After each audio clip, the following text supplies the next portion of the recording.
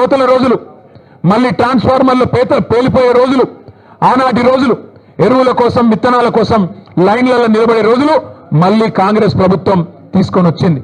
ఇందిరమ్మ రాజ్యం అంటే సంక్షేమ రాజ్యం వస్తుందేమో అనుకున్నారు ప్రజలు. కానీ ఇందిరమ్మ రాజ్యం అంటే అక్రమ కేసులు, ఇందిరమ్మ రాజ్యం అంటే అణిచివేతలు, ఇందిరమ్మ రాజ్యం అంటే నిర్బంధాలు, ఆనాడు 50 ఏళ్ల కింద విధించిన ఎమర్జెన్సీని మళ్ళీ తలపించే విధంగా ఇందిరమ్మ రాజ్యం అంటేనే భయమయ్యేటట్టు ఇలా మళ్ళొక్కసారి పేదల మీద, గిరిజనుల మీద, దళితుల మీద దాడులు చేస్తూ చివరికి సోషల్ మీడియాలో ఒక పోస్ట్ పెడితే, రీట్వీట్ పెడితే నల్లబాలు అనే ఒక బలహీన వర్గాల తమ్ముడు శశిధర్ గౌడ్ ఆ పిల్లగాని పేరు, ఆయనను తీసుకుపోయి ఇలా జైల్లో పెట్టిండ్రు.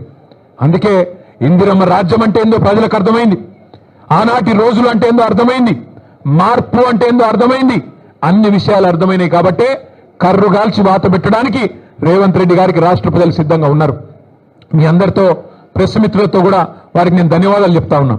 ప్రెస్ క్లబ్ మా శ్రీనివాస్ గౌడ్ సాబ్ ఫోన్ చేసి ఇట్లా చర్చ ఉన్నది, మరి మాకు అవకాశం ఇవ్వండి అంటే వెంటనే వారు అవకాశం ఇచ్చినందుకు వారికి కూడా ధన్యవాదాలు.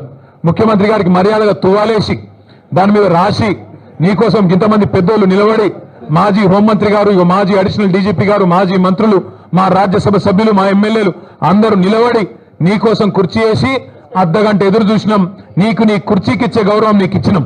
కానీ ముఖ్యమంత్రి గారు మీరు గౌరవాన్ని నిలుపుకునే పద్ధతిలో లేరు.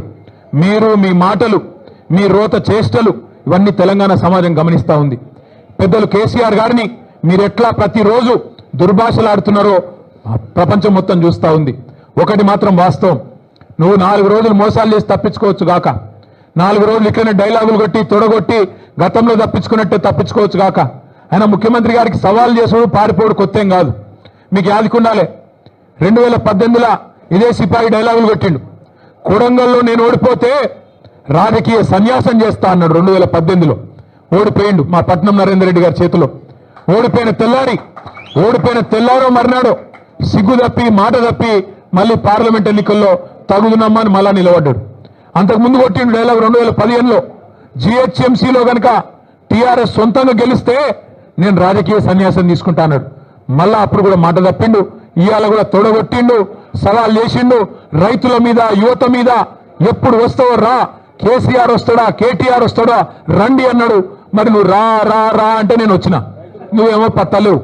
రైతు బంధు మీద చర్చ అన్నావు, అదేవిధంగా రైతు శ్రేయస్సు మీద చర్చ అన్నావు, యువతకు ఇచ్చిన ఉద్యోగాల మీద చర్చ అన్నావు. అన్నిటికీ మేము సిద్ధంగానే ఉన్నాం. రేవంత్ రెడ్డి గారికి మళ్ళొక మాట చెప్తా ఉన్నాను, నువ్వు ముఖ్యమంత్రివి, నేను ఒప్పుకుంటా. నువ్వు నాకంటే ఎక్కువ బిజీగా ఉంటావు, నీకు నాకంటే ఎక్కువ పని ఉంటుంది, నేను ఒప్పుకుంటా.